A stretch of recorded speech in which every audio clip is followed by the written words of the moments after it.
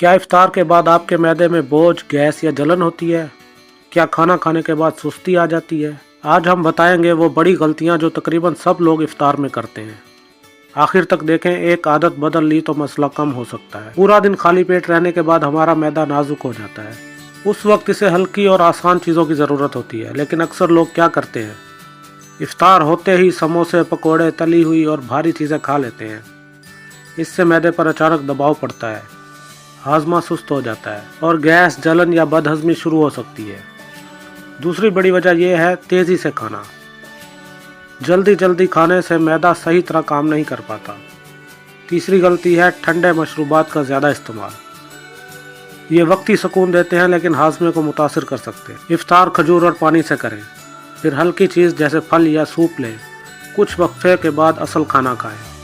आहिस्ता खाएं और अच्छी तरह चबा कर खाएं। इफ्तार के फ़ौरन बाद लेट जाना भी मैदे के लिए अच्छा नहीं। थोड़ी देर हल्की चहलकदमी कर लें।